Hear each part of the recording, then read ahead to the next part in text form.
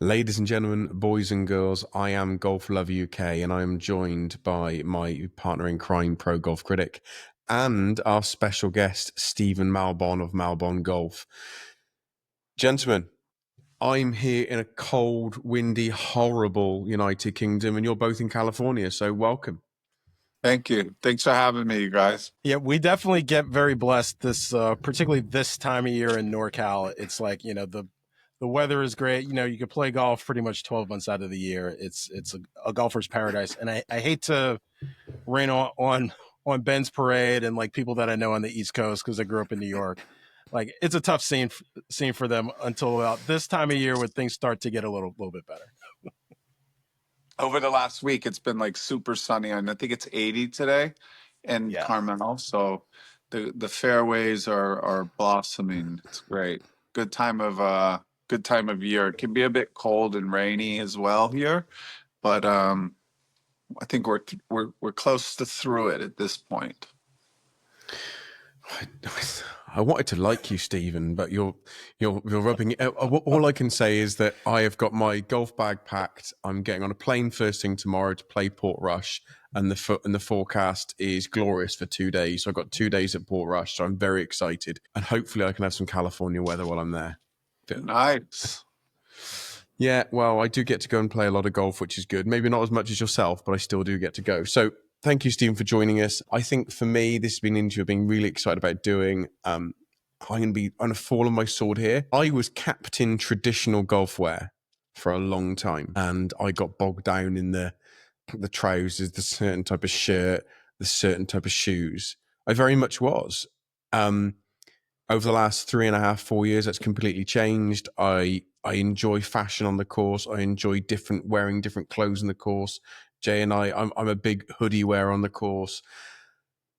And I think that I'd love to get your interpretation of how you feel that's changed across the world of golf. So especially some of myself, Jay's always been a little bit different in his golf wear, but I was very traditional and now I'm completely going the other way. So how have you seen that change since you've been in the golf clothing arena? I mean, I started the brand off of Instagram and, doing like a mood board for content because I was so obsessed with golf. I was following every golf handle. First of all, there weren't many. There were Golf Channel, Golf Digest, a few pros, but there weren't like there is today. There weren't tons of, creative outlets for golf and for fashion and such like there are today. But I would go to the golf mega store or whatever, and I would go in and try to buy stuff, and I would leave with a glove and a dozen, golf balls because I was not. There were two different things. I didn't want to go about my day all day, and people say like, "What? How'd you play? How'd you play? How'd you play?" Because I had a job and I was like a creative director, so I had other things I should have been doing rather than playing golf every single day.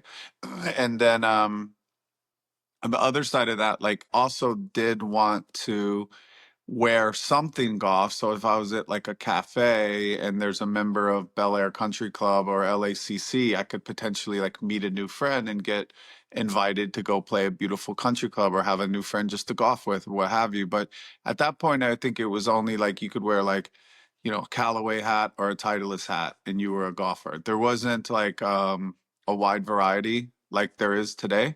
So I think that it's been like a two-sided sword. Like you have brands that are coming up and are younger and smaller and growing and pushing it, and then you have all of the big like traditional brands that are also trying to kind of push it as well. So you have, you know, brands like FootJoy that are like looking at lifestyle and trying to understand that golf is for everyone. And I don't think it's only one particular like uniform that you have to wear anymore. And obviously, there was a time when it was that.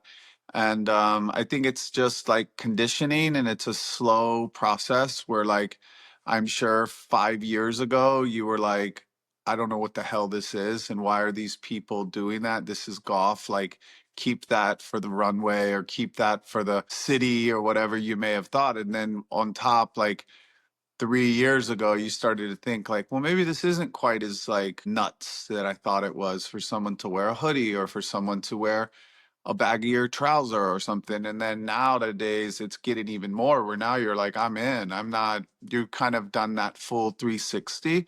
So I think in general, the overall market of globally is, it's definitely changed a lot. I think too that COVID was obviously like a very interesting time, but even in the States, like I think there's like around 10 million new COVID golfers who started to play golf, and they don't know the traditionalist. They don't have any clue of what you were talking about.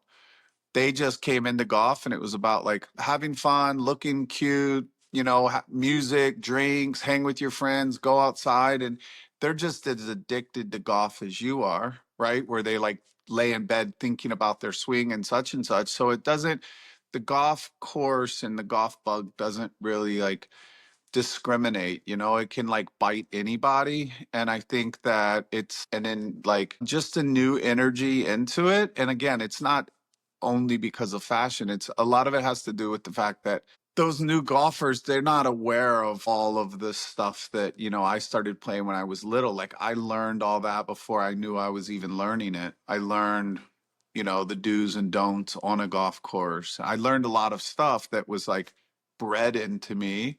But this new group, like they just bypassed all that. Like golf to them is a lot different. It was introduced to them a lot differently than it was to, you know, your traditional golfer. Oh, 100%. I completely agree. I think one of the things that I've seen in the industry, I've been in the golf space now for, 30 years. It's crazy to think about, but it's been that long. When I was growing up, there weren't a ton of options as far as, the brands that were out there. Like it was very centralized and sort of a handful of brands that like everybody wore. And I think that the more we're able to get these smaller brands that are a little bit more nimble, a little bit more innovative. Like I talk about this sort of culture of innovation that golf has needed for as long as I've been a golfer, pretty much. And I think the last few years we've had a lot of that, the disruption in the space, things like that. Not only on the professional golf side, but also the clothing side. And I think that is like one of the keys to like push the entire sport forward is like having these like brands that are innovating, that are doing new things. I think all those things are super, super important just to like uplift the entire sport. Totally. Exciting times. For sure. I think for me, there's a societal change that's taken place where freedom of expression has become more important than maybe worrying about being judged or maybe some scorn from some 75-year-old members. I think there's one thing to go along with what you were saying, but I think the other thing is that the growth in the women's game has meant that maybe their fashion styles have come in, their willingness to want to wear different looks has also helped men sort of move their game forward in how they dress. And maybe there's a bit of peacocking, Stephen, where men want to look better. These different sort of thoughts. Where do you stand on those two things? I mean, most men, when they get dressed, the first thing they do is ask a woman how they look, right? So like that's number one. Fair. If my wife says, we're going to dinner with so and so on Wednesday, I say, okay, well, what do you want me to wear? Right? Like that's just in general like a pretty good way to do it.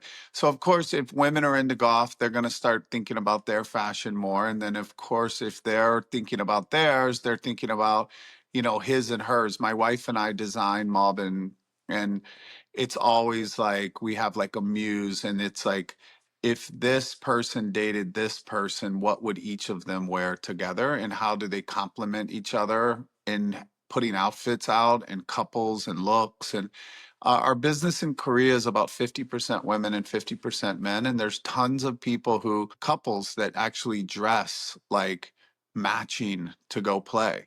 So you have all of this type of stuff going on. And then, yeah, with fashion just getting into the golf. But I think in general, like, I think it's about like people feeling like they have permission to be who they are, right? Like it's just giving more, it's the women are helping with that, the different people into the game, et cetera. It's like you have permission to be who you are. You have permission to like music and art and fashion and also still be very respectful and love golf. Like it's okay. You can enjoy multiple things. You don't just have to be, I'm a golfer, I do this, I dress this way, I look like this way, I talk this way. Like golf, the course doesn't care about that stuff. And I think people are like slowly but surely like getting on as well. It's like whatever your background is and, you know, or whatever you do, like it doesn't really matter if you play and you have fun, if you're great or you're not great, if you keep up and you play well and you're in good spirits and you have fun. Like I don't care what people shoot on the golf course. Like I only care what I do. I don't care like if I go play golf with you two, I could care less what you guys shoot. I just want you to be happy. So if shooting 100 makes you miserable, I hope you don't shoot 100. But if you can shoot 100 and be completely happy while doing it, then I could care less. Yeah, I think that's something that sort of evolution and sort of the change of perception is something that I've seen a lot of, particularly the last, few years since you guys have been on the scene, ever since really COVID, because like you mentioned, there's so many new golfers that sort of got into the game and sort of brought their own style. And I think that alone is enough to sort of to kind of change everything that's going on. And there's a lot of people out there that are still very, very resistant to sort of any change in golf because it's still, for the most part, a little bit of a traditionalist, sort of elitist sport. I think the last thing I was saying, just to tap back in there, and I think that, if you take a country club, wherever it is, and you have a bunch of different members, then you have everyone that are like pretty much the same. So if it's a prestigious club, they obviously have some wealth. They are very connected. They know a lot, most likely have a family and have a lot of friends. And, they're all okay at golf, right? They all are have kids in the same schools. So I think the individuality side of it comes from people wanting to be able to show, like, I'm a little different than all of the rest of these guys. Like, we all suck at golf. We all drive Mercedes. We all have beautiful wives and families, and we're all a member of this awesome club. But, like, I don't want to be the exact same as every single dude at the course. So, like, fancy head covers and having a cooler golf bag and having a certain, your initials in your wedges or like Yeah. what you wear or having a pair of Jordans, like all of that stuff shows that you're quite different, yet you're pretty much the same. So I think there's like an interesting thing there with like, how can you be the same but yet be yourself and be a bit different and show like your personality? And I think it's definitely happening, more and more from the prestigious clubs down to the municipals, right? It's like it's okay. People have permission to do that and kind of celebrate who they are. But there's also the element of look good, feel good, play good. Like I run a business. Golf's my life, but not my actual work life. And I perform better if I get up, put a suit on I like, a nice crisp white shirt, and dress great. I feel better, and I actually feel better with golf if I scheme my outfit. Now, you didn't hear anyone talk about scheming a golf outfit 3, 4, 5, 6 years ago. It just didn't happen, and now you have people scheming what trousers am I wearing, what shorts am I wearing, what shirt am I wearing, what mid layer, what jumper, whatever it might be. And like you look at the work you did with Jason Day and some of the stuff he wears and Charlie Hull, there really is that individuality, but also it's I want to look good because I feel good and then I'll play good. There's that element to it as well. How much do you think that's affecting golfers now? Because I'm seeing even older guys on the course who dress more traditionally are matching their blacks to their whites or the navies with their creams. It's less of an assault on the eyes. People are dressing better. Yeah, and I think that brands are probably trying to design better as well. So I think that it's probably a bit of both. It's like the brands are giving them better options that pair together better colors.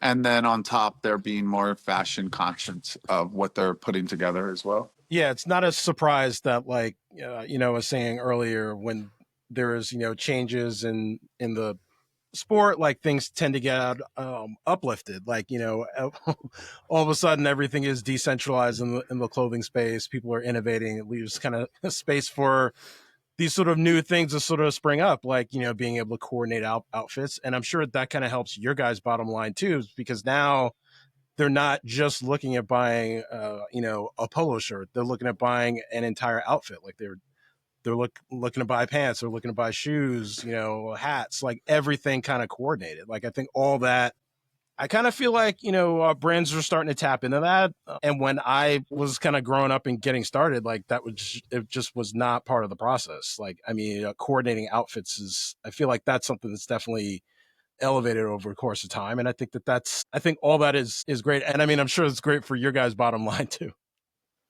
Yeah, it's cool. Golf's great. There's so many like accessories and tchotchkes and layering pieces and like winter pieces and rain pieces and summer pieces. There's so much, all the way down to like travel bags and golf bags and shoe bags and ball markers and divot tools. Like there's so many options of getting cool stuff. So yeah, I think it's all great. I would agree. Can you do me a favor? Could you talk a bit about the design process? Because can you look a little bit into Malbon and yourself and Eric and how it all began? It was about the doodle on the ball and the doodle of the ball and how you sold some gear and sold some more and sold some more. But obviously, many people who are in golf will have been more familiar with you in the last couple of years, the work you've done with Jason Day and some of that. But you've got this new to two things. One, that design process, and two, the new thing you started doing called Hand of the Artist. Because actually the Hand of the Artist thing is really cool. It taps into the ethereal side of design for me. And the listeners and viewers will have no idea how much I am into art. I never talk about it. But I think for me, the Hand of the Artist, I really love what that is looking like and how it's going to come. So if we can just do like the normal design process and how you've also now splintered off into the Hand of the Artist, I'd love to hear that. So we design way out, like a couple years out in advance. And basically we do two main collections a year, which we consider our inline collections. So there's like spring, summer, and fall, winter, obviously. And there's like a 6-month story that works in that time zone. And it's basically like basically designing a dream first, right? So right now we have a collection out. It's inspired by the French Riviera and the Italian coast and Sardinia. And like I've been going on vacations to those places and in that part of the world. And so it's taking inspiration from the trips that I've been on there. And then it's also thinking like, this summer after Evian, I'm going to go to Italy for a week and I'm going to go with my wife and my kids, and we all have to wear clothes because that's part of life. So the dream can't come true without having attire that we would wear. So that's if we're going to a nice dinner, if we're going to play golf, if we're going out in a boat, if we're going, whatever it may be as part of that dream, then we're developing products that are needed in that part of the dream. If it's a week-long trip and we're going to do 12 activities, well, I need to be able to dress myself for that, all of those different occasions. And then my wife does as well. And obviously I have a 14-year-old boy and a 13-year-old boy. They have to, dress themselves as well. So that turns into things like, well, I know I'm going to need seersucker and linens, and I'm going to need, passport holders and Boston bags. And so it starts to develop and introduce new products rather than me thinking like, oh, what new product can I add? It's like, oh, well, I'm going to go play pickleball. I might need some of this product. So it's like designing the concept and the idea and the dream first, and then backing into what products we would need for that. So I'll give you an example. We do Hand of the Artist it's a monthly separate from that. So to finish up, I jump all over the place. The inline spring summer 25 is my trips and inspiration from being in, like I said, the south of France and in Italy. And then fall winter is more inspired by me going to Scotland and the UK and Ireland last year to the Open and taking all of that stuff. And then that's like this gentlewoman type of aspirational lifestyle where I went and stayed at Glen Eagles and I played golf and, I did St. Andrews and I did all of this stuff. So in that world, then I'm doing more, Scottish cashmeres and twills, and I'm doing plaids, and I'm doing everything there. But it's not only golf, it's like falcon, like flying falcons, and shooting skeet on the range, and jeeping, and tennis, and outdoor nature, and foraging mushrooms, and like all of the equestrian, all of the things I would do in this dream of me taking my family to a place like Glen Eagles. Then that inspires the entire collection. And it's not only the daytime outdoorsman type activities, which include golf, it's going for cocktails, going for a dinner. Maybe there's a gala that you would need to. So how would you dress for every single one of those things? And then those are like the looks that, going back to putting looks together, that's like the looks. Like, oh, I'd wear this to the gym. I'd wear this to go hunting. I'd wear this to play golf. And then the dream is like, how could you just wear the same thing? Like, how can I go work out in the morning, play golf in the afternoon, and shoot skeet or clay pigeons in the evening before I go to cocktails? And could I design something that, you would have to do a little layering, but you could potentially get dressed once for the entire day versus I have to wear one outfit for golf, then change, then one outfit for tennis, then change, then one outfit for cocktails, then change, then one outfit for dinner, which is traditionally how it's done, how it has been done. So we're doing right now fall winter 27 is what I'm working on. So I've done 26. And now we're on the half end of the year of 27. And right as I'm also finishing 27 fall winter, I'm starting spring summer 28 too. And again, it's just a ton of research, reference of very, very clear vision. And then working with my team, my wife, and just keep, going at it. And I think with there are time zones and timelines and stuff. So it's like Picasso had a saying, I think that you never finish a painting, you only abandon it, right? So like I can only design fall, winter for a certain amount of time, and I have to give it off to tech packing. I have to hand it off to the tech pack people, to the sample people, to the fitting people, to the production, to the back to me for the photo shoot. So I'm very, very active in the first 15-20%, which is concept, color story, visual centers, graphics, all of that stuff, merchandising, which products, how it's going to come. And then when we do fall, spring, summer, it's basically one massive collection that ends up being chopped up into around 9 releases that keep telling that same story. And then after that story, it'll switch in. And then on top of it, we're also adding collaborations that help tell that story. So if I'm doing a Scottish inspired collection that comes out in, September, October, I'm working with like a couple 100-year-old Scottish cashmere mill and making collaborative cashmere sweaters from the place that originated making the cashmere sweaters. And so there's a lot of layers to that storytelling. And the further out you get in it, you can add more and more layers to it.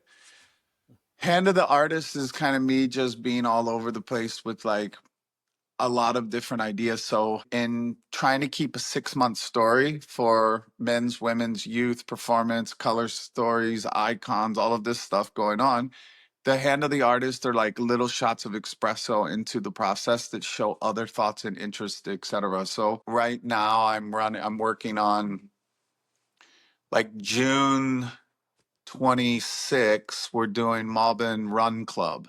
And the Malbon Run Club is very technical, very performance driven, attire. But the dream is 2 of my friends, a guy and a girl, are going to run in the marathon together. And I'm going to have paparazzi style photo shoot of shooting them running the marathon in New York or LA or whatever. So now it's like, well, I have to dress them. Like, I know they're going to run. They're training for the marathon. I'm positive that they will run in the marathon, and I can get a cameraman to shoot them running in the New York Marathon. But what are we going to dress them in? So then it's making graphics, color palettes, adding stuff like a breathable, perforated, tank tops, right? That are really, really thin and super cut on the back, where it's very, very, very small amount of garments. And then there'll be a blade polo and there'll be some shorts, et cetera, where you actually could go jogging in the morning, or if you wanted to jog to the golf course, you could, and you could keep playing. And those go everywhere from run club to golf and hunt club, golf and yacht club, golf and bass club, which is like a bass fishing inspired collection that I'm working on for, I think, July right now. And they come out every month. Golf and alpine club will come out in December. Golf and yacht club will come out in the spring. We've done golf and tackle club, which the dream is I'm going to go play golf in the afternoon with Michael Jordan in Jupiter, but I'm gonna go catch a few mahi and tuna and maybe a marlin or sailfish in the morning on his beautiful, $10 million fishing boat. So I don't want to change clothes. And I question things like, if you're wearing UV sun protected sun shirts to keep the sun off of you when you're on a boat, why would you not want to wear the same thing when you go play golf where the sun's baking you out there as well? So I think it's just in general, the hand of the artist is me tapping into things that I care about that are other than golf. Like I live in Carmel, I started foraging. So I'm super obsessed with foraging mushrooms, chanterelles, porcinis, Wow. like all different types of mushrooms. And I'm completely obsessed with it. So I designed a hand of the artist line that's called Foraging Fairways, and I do the same thing. It's a bunch of color palettes, it's graphics, it's me thinking like if I want to go play golf in the morning and on the way home stop and rummage through poison oak and under oak trees and find a basket or two full of chanterelle mushrooms on my way home to cook risotto for my family, well then I don't want to have to change clothes. So that's kind of the hand of the artist ideology, and that's once a month. Wow. Yeah, that's Thank you such for a that. detailed. Thank Yeah, you that for was that. awesome. Thank I've you. loved Yeah, it. for that level of detail. Sort of tapping into that, you're obviously kind of living so far in the future. I kind of joke around that you guys are sort of living in the year 3000 and everybody else is in 2000. But when you're thinking that far out, are you also thinking this sort of ties into our professional golf and sort of the collaborations that you have? And obviously, the goal of any company is to continue growing and have more partnerships, more sponsorships. When you're thinking through ideas, are you also thinking through potential partnerships like pro golfers you potentially want to partner with that sort of fit a particular style you're looking to go for? And is that something that sort of enters your mindset at all? Not really. I'm kind of everything I design, I always tell the team like we have to make sure that out of a hand of the artist or any one of the 9 drops that there has to be at least one outfit that like Jason can wear, Jason Day. Right? So it is a little bit like that. Like there are rules on the PGA Tour and there's size logos, restrictions, and there's this and there's like a bunch of shit still that's it's a workaround, but I do think of Jason. I'm not thinking of like other pro golfers or um, bringing people in to bring those to life. Jay's like kind of a unicorn, like Jason's awesome. Like he's different than all the guys out there in a really awesome way. And Jason is about owning it, So if I show him something, I'm like, "Are you into this? Would you wear this?" He's like, "Yeah, I'd wear it. I'm gonna have to own it. I'll own it. Like I'll own this one." Like so, he understands how important it is. But Jay's also like in his own, he's been out there a long time, and he questions some stuff that should be questioned. He wore on his own liking, he decided he was going to wear a sweatsuit at Pebble. And then, he gets his hand smacked and they get upset with him because he wore a sweatsuit at Pebble, right? On a Sunday. And it's like, I was kidding with him, like, you couldn't handle the Sunday red thing. You just had to hit him with the Sunday grays. Like you just went Sunday gray on him, like a gray jumpsuit, sweatsuit, cotton. But like that is an odd thing because then you get in trouble and it's like, well, what's wrong with it Yeah. actually? And it's like, oh well, it's meant for working out. It's like, yeah, but so are joggers. So are like nylon, like bungee bottom joggers. That's meant for performance and working out. And I'm actually doing it. Mock turtlenecks. Yeah, like I understand. Okay, so is it the problem? Is it that it's cotton? Because if it was synthetic, you wouldn't have had a problem, right? It's like, well, no, the problem is there's a drawstring. And it's like, yeah, but there's a drawstring on my rain gear that everybody wears. But it's like, I don't understand. Is it the It's cotton? arbitrary, isn't it? It's Yeah, just it's quite arbitrary right. rules by people that want to have a say because they want the power of having a say. Yeah, and I don't know if I just think that it's like, big boats take slow turns. And I think that even the people, when they're like bothering Jason to tell him it, like they love Jason's like the nicest guy on tour ever. So the rules officials, the no fun police, they don't want to bother him with such things. And then he's a curious human as well. So it's like, cool. So the problem is the drawstring. I got it. So if I were to sew 5 belt loops in those pants, would it be okay then? And they're like, technically it would. And he's like, yeah, but I'd have a belt on under my crew neck. No one would see it anyway. So like you wouldn't change anything from the photos and the video and the TV time. He'd still be wearing an all Yeah. gray, sweatsuit. And I think it's just questioning those type of things where like, I've always tried to be like our brand, like more inspirational, not disruptive, but like that type of inspiration also does lead to disruption without trying to. You know what I mean? It's like Always. the PGA Tour went from a nonprofit to a for-profit, and there's a rule they're very, very strict on for some brands, not all brands, but for us, they're very strict on a 5-inch rule. Logo cannot be bigger than 5 inches. Now, I didn't, Interesting. I didn't, go to Harvard for business, but I can't imagine a logo being 6 or 7 inches. I don't think that could like cost the tour money. I don't think it would lose them money if they let the logo be bigger than 5 inches. Like, Yeah. possibly it would make them more money and make more sponsors happy and get more people engaged. And who knows what it could do, speculating. But I'm pretty sure it can't lose the tour money by letting AT&T have a logo a little bigger than they are currently.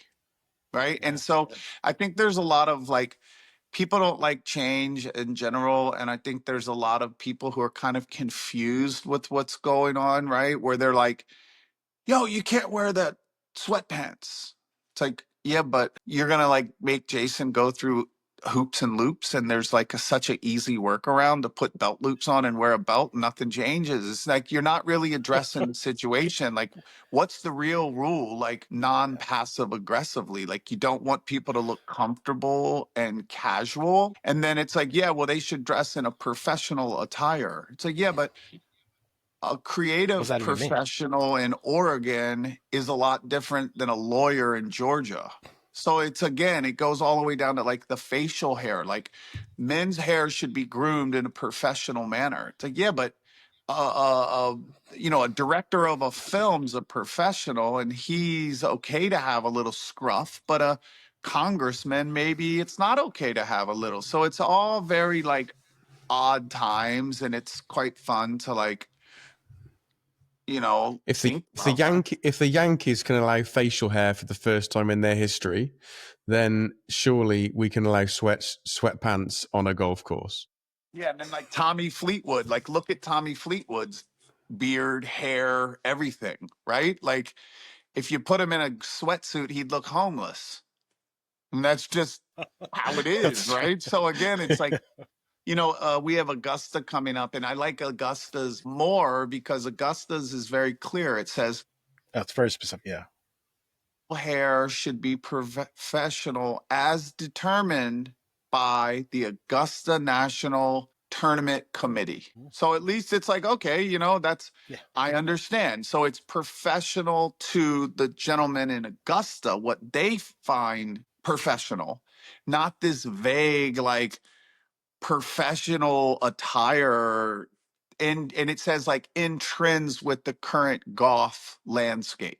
It's like, okay, so Oh, joggers are okay, but cotton joggers are not okay. It's like interesting. It's just yeah. makes you think a little. And I think that again, it's like it's this conditioning thing that's happening. And like the more we do what we're doing, the more other people do what they're doing, the more, Jay or the LPGA doesn't care. They're not they don't have these same rules. Like they don't care. They don't care about Charlie, what she wears. It's a different That's great. world. Where the PGA Tour, they really really care, and I think it's there's bigger things in the world to care about than a hoodie or a Yeah. sweat of cotton pant. Like, what are we talking Yeah. about?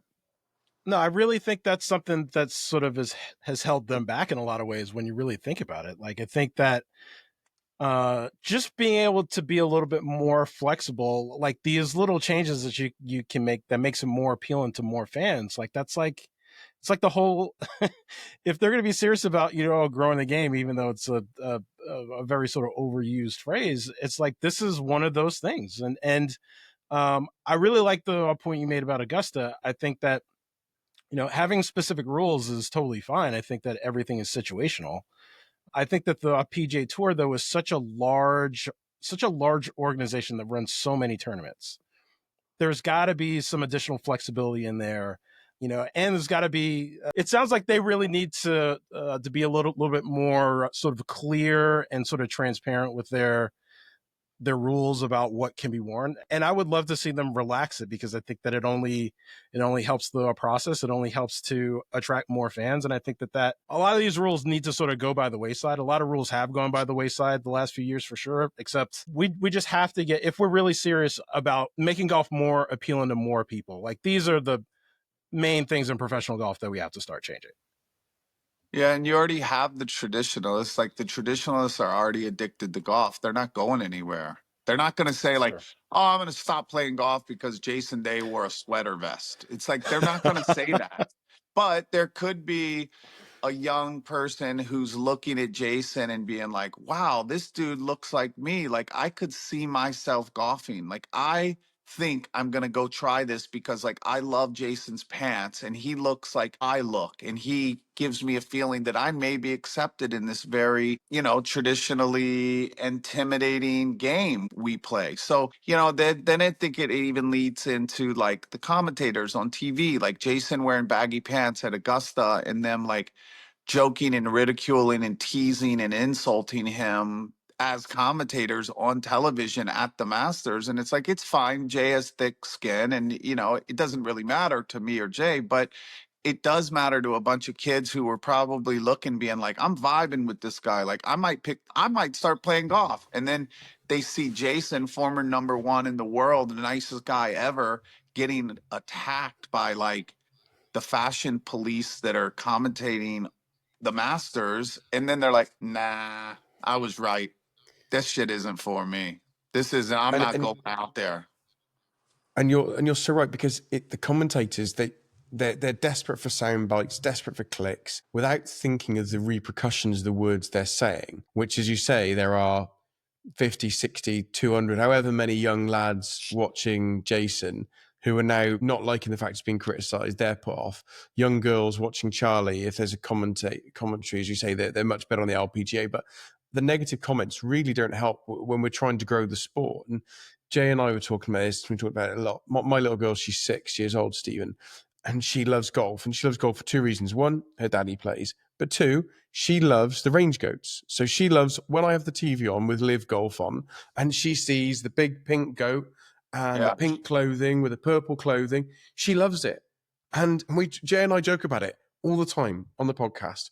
My little girl could not really care about much going on in golf other than when is the pink and purple logo up and the men wearing that pink and purple. yeah, it's cool. That's getting her into golf. And Yeah, if we can get them in by design and other ways, then that's cool. Looking at your range and you saying that, if that inspiration helps get people out of one sport or from not play off the couch to play golf, then that's a great thing, isn't it? yeah. I just think that sometimes the governing bodies and the traditionalists and like, I'm members of country clubs, right? And there's a board at the club, and like, I kid around sometimes, but I'm like kind of not kidding, that like the board of all these different organizations and, clubs, they'll sit around and like, we need more diversity. We need younger people. We need women. We need to grow the game. We need to do all of these things. And then they go, I'm just kidding. Let's go play. It's like they don't really want that, Like Exactly. it's like It's in my biggest America, problem. It's a big Yeah, problem with golf in America. they say in America, like the kids are the future and the kids are the most important thing ever, but then they don't pay the teachers. It's like, how can you say these things together? It's to say, it's like, oh, you want people to be different in the game, yet there's one guy on tour that's dressed. I mean, he played in Ireland last year and he wore a khaki rain suit, and people were like beside themselves angry. It's like every single dude on the driving range is wearing a black rain suit, and Jason wears a khaki rain suit, and it's like, what's wrong with Malbon? How dare they put him in a snowboard outfit? It's like, no, it's just a fucking khaki rain suit. Like rain suits were originally made to be yellow, bright yellow, so you could be seen in the fog when it's storming. But like, if you have 45 guys on the range, every one of them are wearing black rain suits. Jason comes out in a beige rain suit, and it's like the players, the media, the caddies, they're like breaking their neck at like, oh my God, look, he's wearing a beige rain suit in Ireland. It's like it's wild at what the reactions he gets for things that I don't think are that nuts. And it's not try hard. It's just like, I already have a black rain suit. Why the hell would I design a new one? Everyone has a black rain suit. So outside of the design works, Stephen, outside of everything else that you've done, you have a passion for playing golf, and you started the Malbon Buckets Club. Do you want to just? I love meeting up and playing golf with other people. Obviously, you have a passion for that too. So, do you want to tell us a bit about the Buckets Club and how that came about?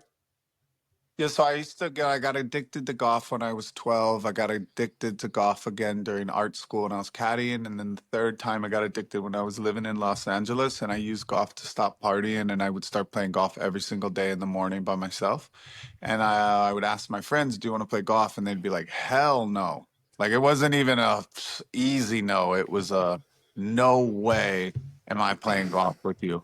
And so I started to go play in men's clubs where it was like Brookside and the different local munis in LA. But I realized really quickly that like that's not fun. Like that's not golf fun. Those are grumpy people who aren't nice to each other, and they're trying to like beat everyone, and they won't help you find a ball in the woods, and they're not talking, and it's just like this is an escapism at its finest. This is like shitty. And so I started a group of golfers on Friday Golf that turned to from 8 people to 12 to 16 to 24, and just so on and so forth. And basically our entire brand was built by a community first, and it was building a community and then figuring out what products that community needs in their life, and kind of where's the white space and what could we be doing more for the community. And so yeah, we do.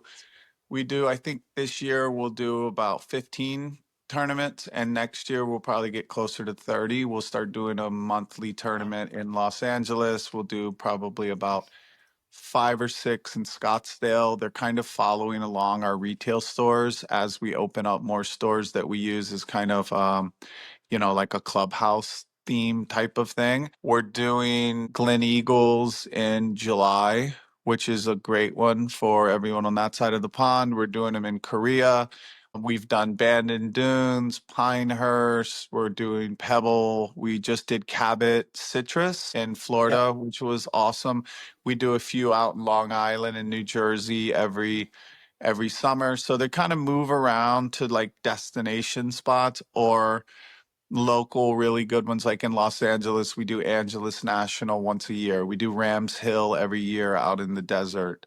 We're doing Atlanta, we're doing Hawaii. So they're just the tournament groups of like-minded people who are interested in this kind of creative golf space. And it's everyone from members of really, really great private country clubs that are, if you're a member of a country club, you know exactly who's going to be in the member and the member guest. You already know before you get there. And energy is about sharing energy with different types of people. So if you grew up at a country club and you played in the juniors there and then into the members and the member guests, like you can only get so much energy out of that group of people because you've grown up around them. So having a friendly you know, safe place to meet tons of new people with different energy and different backgrounds and different stories. And they're all bringing their own unique individual perspective of the world together to play golf together. It's quite refreshing and fun. And it's been really great for our brand, for our community, and for, you know, even me as like a golfer. It's just really fun to be able to meet up in some of the greatest places on the earth to play golf and have like a bunch of people and feel accepted when you get there. So it's a bucketsclub.com. I think you can kind of learn more about it and join and come join and hang out and help us push the green is the common ground narrative. That's awesome. Yeah, you can That's definitely count great. on me to join up. So we're gonna get you out of here on this question. You've obviously been fortunate enough to play a lot of great places, and you've played so many. I'm gonna restrict this to make it a little bit easier. Top 3 courses that you've played in California, and then is there any one course in the world that you want to play that you haven't played? Augusta. That's an easy answer. The second one's easier. Augusta National Fair. is Yep. you know, that's on my bucket list still. I can't believe you haven't played there yet. Yeah. I would Yeah, have it's definitely guessed tough, you. man. Yeah, I know. California, can I cut it into like, can I do a few more Yeah, for absolutely. California? Absolutely. Yeah, absolutely. So I love Northern California. I love the Preserve where I'm a member up here. I love Olympic Nice. Club. I love Okay. Cypress, MPCC, Paso Tiempo, Pebble, obviously. Like just Yeah. in this little neck of the woods, I know. Spyglass It's is so good. insane. I Yeah. love Poppy Hills. Like I love golf around here. Oh, it's the Um, best. and then in Southern California, I love Riviera. I like LACC. I like Hillcrest are Mm. all great courses down there. I like Rolling Hills, which is like near Yeah. Torrance in Rolling Hills, California. Yeah. Like Palos Verdes area. Yeah. Yes, sir. Mm-hmm. Yeah, but I love golf, man. I like them all. Yeah.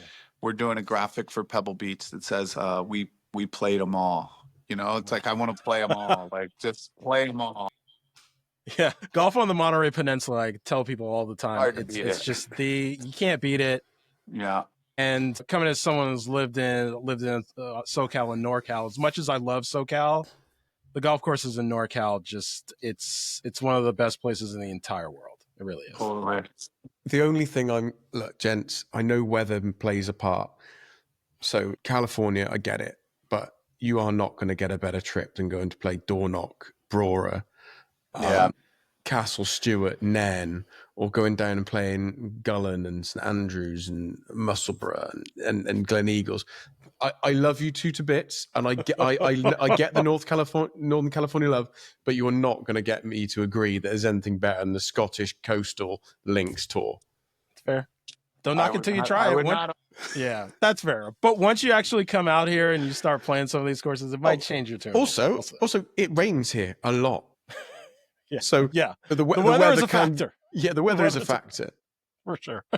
Good stuff. Stephen, thank you so much. Look, it's an absolute pleasure. Thank you so much for coming on. Yeah, it's been awesome. Anybody who needs to go and find Malbon Golf, just type in Malbon Golf into your search engine. I'm sure you're an adult and can find it yourself. It's been an absolute pleasure. Thank you again for coming on and sparing so much time with us today. We're meant to have half an hour. We've had an hour and more with you, so we really appreciate it. Thank you so much, Stephen. Guys. Thank you for having me. Appreciate you guys all. Get out and play some golf. Stay dry out there. Absolutely. Thank you. Take care, everybody.